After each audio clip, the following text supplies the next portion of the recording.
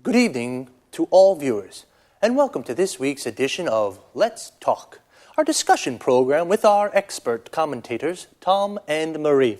Good evening, Eric. Good evening. Well, according to the data from the latest European Conference on Migration, the number of migrants arriving in Europe has increased enormously over the last 5 years. EU politicians are divided on this issue. Some of them believe that migration is a bad thing and causes lots of problems. On the other hand, other politicians maintain that migrants contribute to the developing of the economy.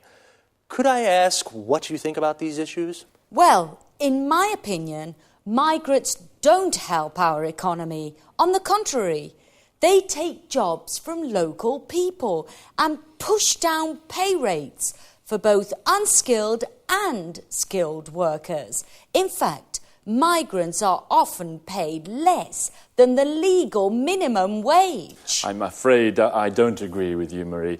Many employers use immigration to plug labour shortages, for example, in agriculture.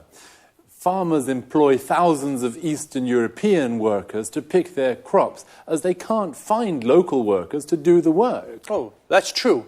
In addition, there are low birth rates in most European countries, particularly in Spain and Italy.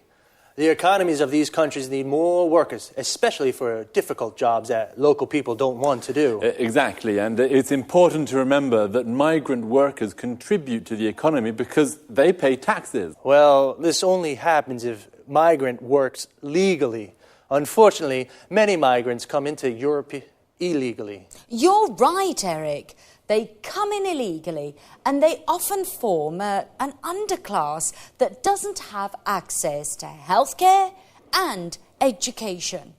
That's why they sometimes get involved in criminal activities. I think some immigration is okay, especially if the immigrants are asylum seekers or refugees who can't return to their home countries. Apart from this, I think European governments should put a stop to immigration. How do you suggest they do this? Well, the EU should do more to help develop the economies of North and West Africa. This would help economic migrants who come to Europe to work, to stay at home, find a job, and develop their local economies. Come on, Marie. Today, the world is a global village. People have always moved around the world. Don't forget, for example, the millions of Europeans who migrated to North America at the beginning of the last century. They experienced the same problems that the Africans are experiencing today. That's right, Tom. Migration is as old as the human race. People have always moved to where it is possible to make a living. Maybe we should get used to the ideas that our society is becoming more and more multiracial. Okay, this discussion has been very interesting, but unfortunately it is time to say goodbye to Tom and Marie. Goodbye, Eric. Goodbye. Goodbye. Goodbye, and see you again soon for our next installment of Let's Talk.